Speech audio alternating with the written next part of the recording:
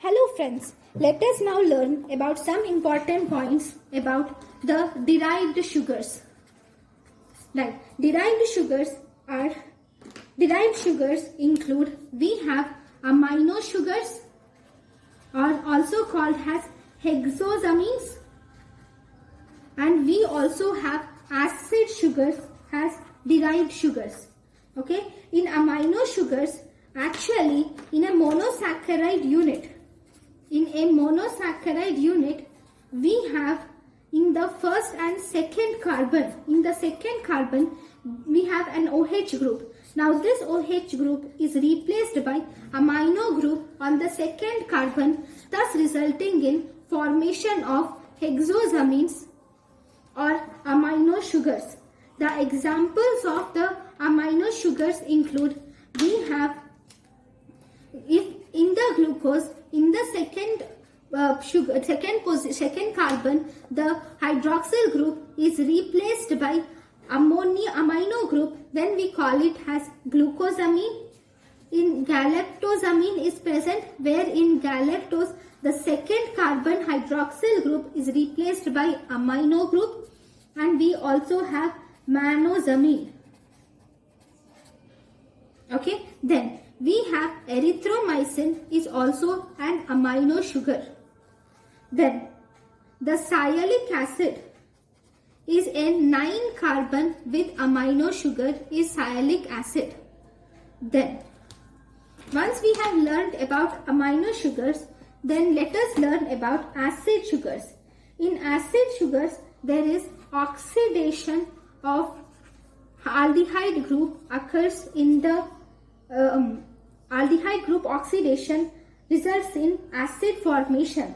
For example, aldehyde group oxidation results in aldonic acid. So if you see, glucose undergoes oxidation to form gluconic acid, whereas mannose undergoes oxidation to form mannonic acid, whereas galactose undergoes oxidation to form galactonic acid.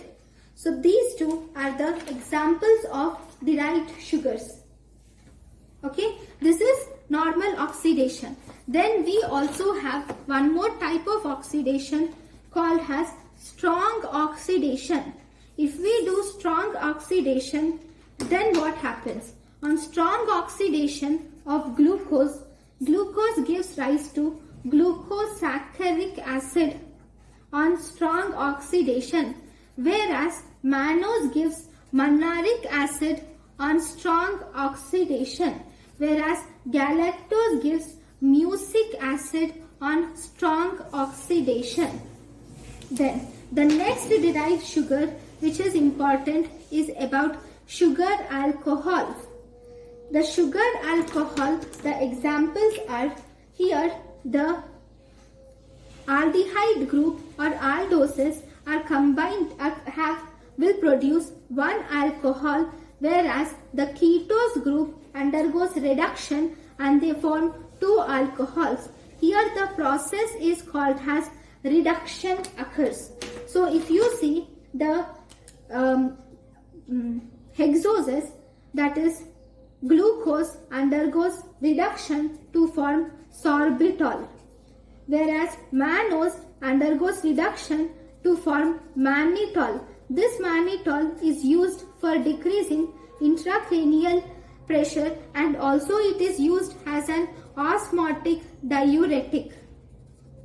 Then if you see, galactose gets converted to dulcitol by reduction. This is present in cataract in galactosemia. In galactosemia, dulcitol is deposited in the cataract. Then fructose will form sorbitol and mannitol. Fructose will result in, fructose is a ketone, so it forms two alcohols. So it forms one sorbitol and one mannitol. So this sorbitol is deposited in cataract due to diabetes mellitus by polyol pathway.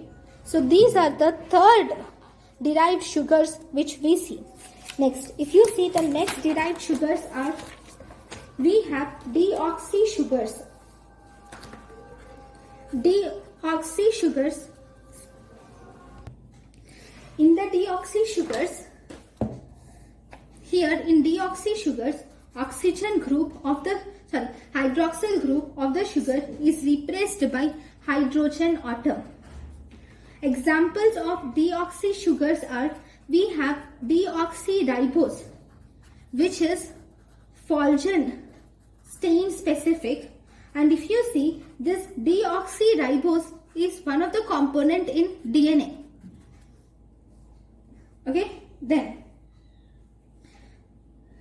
we also have something called as L-fucose, which is actually a deoxy sugar which is present in blood group antigens. In blood group antigen, the sugar present, the deoxy sugar which is present in blood group antigen is called as L-fucose. Then we also have 2-deoxyglucose, which is a deoxy sugar which will inhibit glucose metabolism. Okay, this is about the deoxy sugars. Then after deoxy sugars, then we have something called as glycosides. Right? So these glycosides are also derived sugars, and these are actually a combination of monosaccharides with alcohol or phenol or sterol, which is linked by O-glycosidic linkage. So it is a monosaccharide with alcohol, phenol or sterol group by O-glycosidic linkage. The examples are, we have, the most commonly, we have cardiac glycosides, which are digitalis. Cardiac glycoside include digitalis and quabain, and we also have antibiotics, which include, we have streptomycin and duramycin are the antibiotics which are seen in glycosides. So in the glycosides, we have cardiac glycosides, which includes digitalis and quabain. Then we have antibiotics like streptomycin and duramycin. Right. Then we also have one more derived sugars called as enediols. So enediols are seen in alkaline medium, and these are formed by the interconversion of isomers by forming enediols. Right. Even if you don't remember that's okay. Right. Then we have something called as, there is one more important thing which is about a test which is important and which has been asked a couple of times, is phenylhydrazone test. So in this phenylhydrazone test, this is seen if the reducing sugars combine with phenylhydrazine,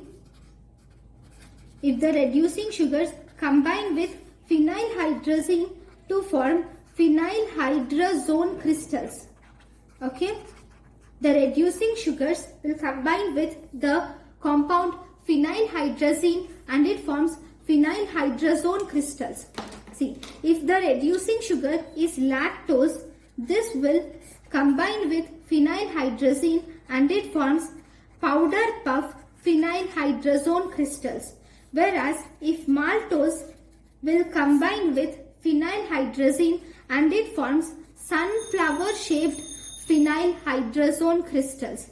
Whereas galactose combines with phenylhydrazine to form rhombic shaped phenylhydrazone crystals. Whereas glucose and mannose and also fructose,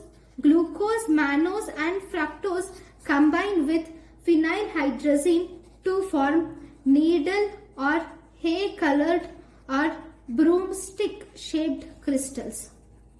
Okay, so this is about the phenylhydrazone test. So thank you guys for watching my lecture. Thank you.